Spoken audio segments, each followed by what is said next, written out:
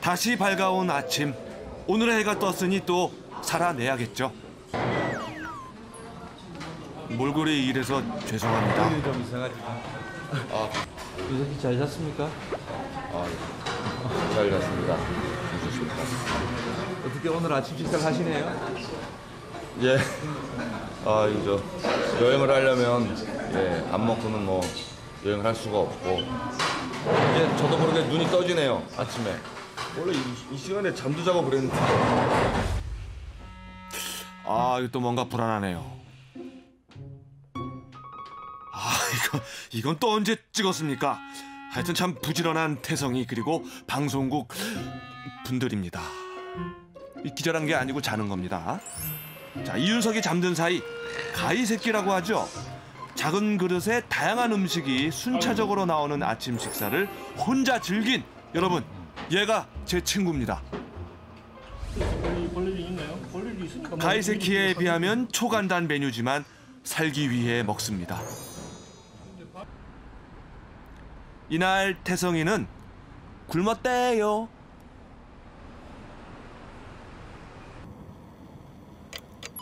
가고시마시에서 남쪽으로 다시 길을 떠납니다. 칠안이라는 곳을 찾아가고 있는데요. 그곳에도 너무 아픈 역사가 있었습니다. 가미가제가 무슨 뜻인지 아니? 내가 알고 있기로는 몽골이 고려 침략했을 때 같이 군사 연합해가지고 일본 침략했을 때 난파되게 한 바람. 그렇지. 그치? 맞지? 신풍. 신풍. 오늘의 역사 교실 주제가 주제니만큼 안전벨트 대신 정신줄 꼭 붙잡고 출발. 일본을 공포에 몰아넣었던 그 여몽연합군을 이 바람에 의해서 신이 불어준 이 바람에 의해서 격퇴시켰다라고 해가지고 신풍이라고 이제 불렀는데 그 신풍을 일본 말로 가미가제라고 하는 거지. 가미가제. 여몽연합군을 물리치게 한 태풍을 신이 불어주는 바람이라 했던 일본은 훗날 또 다른 데다 이 말을 씁니다. 일제시대의 자살 특공대는 말 그대로 그냥 죽으러 돌격하는 거 아니야. 그렇지. 그럼 그거 왜 가미가제 왜 신풍이라고 했을까? 우리를 죽으라고 했다는 거야, 신이? 신의 가호가 있다라고 하는 그런 것들을 붙임으로써 그런 어떤 그 가미가제들에게 어떤 위안을 주고 뭐 힘을 주려는 거 아닐까? 무시무시한 곳을 가네. 그러니까. 가미카제 특공대 들어보셨죠? 적을 몸체로 들이받는 자살 공격인데요. 2차 세계대전 막바지 일본이 감행한 정말 세계를 경악시킨 작전이었죠. 칠안 특공평화회관. 특공대원들이 죽음의 출격을 해야 했던 과거 비행기지에 기념관을 조성해 놓았는데요. 손으로 한번 마지막 인사. 어떡해. 전우의 유골과 함께 간대. 미치겠다. 이거 진짜 어떡하니 이거. 너무 힘들다. 아무리 생사를 넘나드는 전쟁터라도 죽음을 맞는 건 불행한 일이잖아요. 그런데 어떻게 처음부터 목적지가 죽음인 작전이 가능했을까요? 아이고, 다 우리 반 애들 얼굴이야. 학생들 얼굴이지. 현재 고등학교 1학년 담임을 맡고 있는 태성이는 특히나 힘들어했습니다. 다들 10대, 20대, 그치? 고등학생, 대학생. 그 나이 또래들이 대부분이야. 1,306명 특공대원들의 사진과 유품들을 하나하나 살펴봤습니다. 제가 이론은 잘 모르지만 느낄 수 있었습니다. 모발을 만졌나.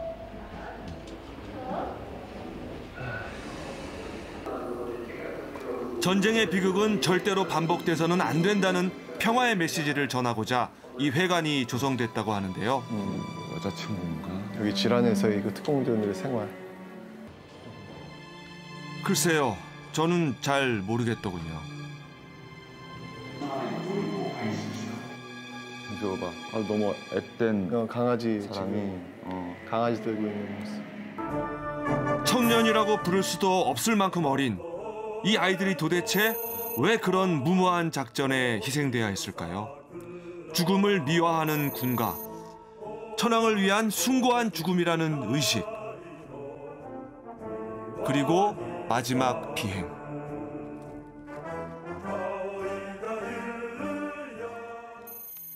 (1941년) 일본이 진주만을 공격하면서 미군이 본격적으로 전쟁에 개입하게 됩니다.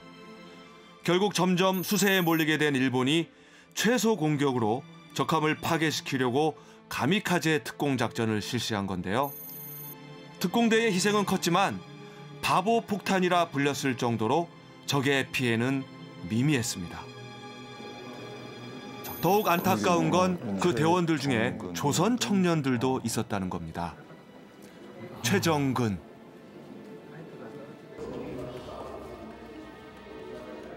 김상필, 탁경현. 야, 얼굴을 잘 못 쳐다보겠다.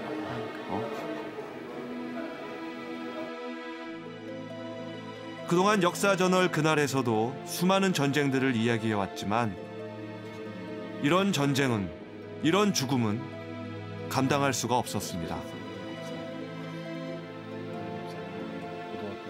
조선인 전사자 중 가장 어린 17살 박동훈. 歴史を守る同胞よ、一人一人が交代となってこの歴史を永遠に保ってくれ。これが若き者の進むべき道であることを思ってくれ。お父さん、お母さん、お元気でください。いろいろとご心配かけてこうものと思えば誠にすみません。では最後に生まれて初めての一個を心つくままにしてみました。さしてください。お作りに召されるそなた、いかんせん。さようなら。 미군의 참전으로 전장이 하늘로 옮겨가면서 더 많은 전투조종사들이 필요해진 일본은 지원이라는 형식으로 청년 대학생들의 입대를 강요했습니다. 더 어린 소년들에겐 비행기를 타고 하늘을 나는 열망을 부추겼습니다. 박동훈이 나온 육군 소년 비행병학교 출신의 한 어르신이 인터뷰에서 그런 얘기를 하셨습니다. 그 학교가 군인을 양성하는 곳인지조차 몰랐다고요. 그저 어린 마음에 비행기를 탈 수 있다는 사실이 좋기만 했다고요. 그 어린 소년들이 꿈에 부풀어 날아갔던 하늘 끝에 죽음이 기다리고 있었던 겁니다. 그 박동훈이 아버지께 드린 엽서. 박동훈의 유품입니다. 동훈은 건강 왕성합니다. 부디 안심하십시오. 그래도 제가 너무너무 바쁘기 때문에 앞으로의 편지 보낼 곳은 용서 주십시오. 편지 못 보내겠단 말입니다. 모두의 건강과 행복, 다행을 기도드리겠습니다. 안녕히. 바빠서 편지를 못 한다고 표현을 했네요. 사람들을 웃기는 게 업인 개그맨, 17살 또래를 가르치는 선생님, 두 사람 다 할 수 있는 게 없었습니다.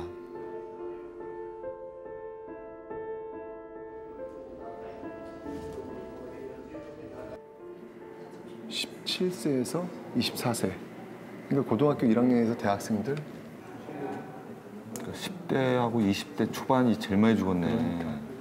비행기를 몰 수 있는 사람 중에서 제일 나이 어린 그런 사람들을 동원해가지고 지금 이 특공대를 만든 거구만. 아니 이거 제목 안 보면 무슨 뭐 올림픽이나 청소년 운동대회에 출전한 사람들 편지 알겠어. 그러니까 여기 동훈이 여기 포함돼. 죽음이 임무였던 청춘들. 류근 시인은 너무 아픈 사랑은 사랑이 아니길 바랬는데 제가 마주한 이 역사도 너무 아파서 차라리 거짓이었으면 싶었습니다. 그 일원이 짙게 후손이야. 유서에 보니까 제일 눈에 많이 뜨는 글자가 나는 모자더라고. 뭐. 제일 많이 나온 글자가. 어머니. 저 가미가제 특공대 사진 앞에 일본 정부가 죄송합니다 사죄하는 글 하나라도 나는 분명히 있어야 된다고 보는 거야. 이 청춘들을 전쟁에 동원하여서 인간폭탄으로 만든 그 일본 정부가 정말 사죄하는 어떤 그 글 하나 없다라고 하는 것. 그게 너무 속상하네. 미안합니다. 모르고 살아서 미안하고 그 청춘들보다 오래 살아서 미안하고. 정말 오늘 이번 여행 중에서 저기는 너무 힘들었던 것 같아. 정말 미안합니다. 가고시마가 참 정말 악연이네.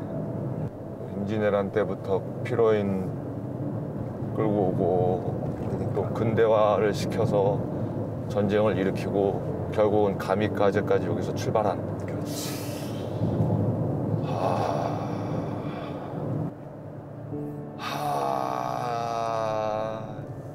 길은 왜 이렇게 예쁜 거야. 속상한데. 너무 예쁘고 너무나 별일이 없어 보여서 서러웠던 길이었습니다. 우리의 마지막 여행지는 바다 건너에 있었습니다. 가고시마의 상징을 보러 갑니다. 가고시마 시내를 다니다 보면 마스크를 쓴 사람들을 종종 볼 수 있는데요. 다 저 사쿠라지마 때문입니다. 사쿠라지마로 말씀드릴 것 같으면 자막 확인하셨죠? 이 화면은 지난 2월 뉴스입니다. 1キロ半、2キロ以内に、特に注意することはないと思います。昨年のことを思い出して、対応されればいいんだろうと思います。 올해, 작년, 재작년 용암이 수시로 흘러나오는 그 화산섬에 가는 중입니다. 私は韓国で歴史の先生です。皇居。上手ですね、日本語。少し。有名なコメディアンです。2人でコメディアンですか？ 2人とも 私先生ですね。先生ですね。 야, 이분들이 보기에는 내가 선생님 같고 네가 코미디언 같은 거야 지금. 좀 불안하거나 무섭거나 그렇지 않으세요? 좀 화나셨는데? 特になんかもう窓ガラスがこうガタガタとこうなるぐらいで、あとは肺が洗濯物目が痛くなったりとかはするけど、特に恐怖心はないので。ないです。그냥 일상인가 보네 이렇게. 100년 전 대분화로 수십 명이 죽었다는 건 기억에서 지우고 찰칵. 용암과 화산재가 일상인 섬으로 들어갑니다. 근데 이 밑에서 어떻게 사냐? 이 말이 안 돼. 그냥 너무 그냥 천연덕스러운 마을인데? 저 바로 옆에가 회산이야 지금. 그래? 솔직히 저희 둘 다 그들처럼 완전히 천연덕스러울 수는 없었습니다. 그래도 가보고 싶었습니다. 왜 초중고 교과를 보면 어느 산 어느 강에 정기를 받아 뭐 이런 표현이 많잖아요. 일본 본토의 최남단, 일본이 세계와 교류하는 통로였으며 우리와는 악연으로 얽히고 설킨 가고시마에 가장 영향을 끼친 것이 이 사쿠라지마가 아닐까 싶어서요.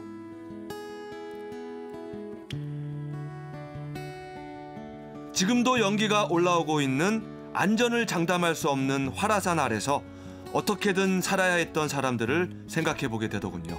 그리고 또 하나의 산을 봤습니다. 저 산은 뭐 일부러 만든 것처럼 유난히 뾰족하네요, 저거. 일본 말로는 가이몬다케 새로 개벽하는 그런 산이라고.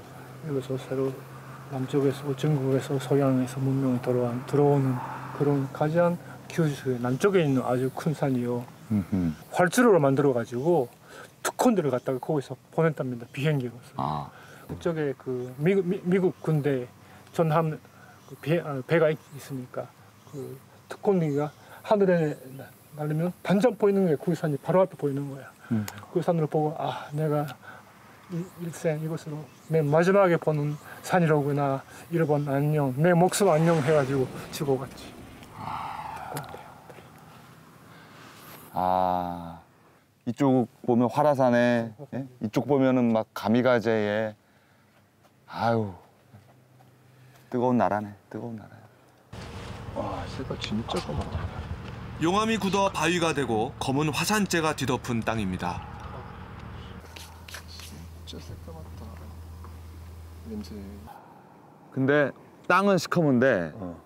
그 위에 풀이랑 나무들이 또 덮고 있네. 다시 자라가지고 그새. 그 죽음의 죄를 뚫고 생명이 자라는 섬이기도 합니다. 상처를 딛고 일어선다는 상투적인 표현이 떠오르는 풍경이죠. 배 시간이 있어서 돌아가야 합니다. 가고시마를 다 이해하기엔 시간이 너무 짧네요. 전쟁, 근대화. 얼마나 더 많은 시간이 흘러야 이 상처를 딛고서도 일어설 수 있을까요? 노을과 근대화의 대표적인 산물인 전기가 함께 만든 광경.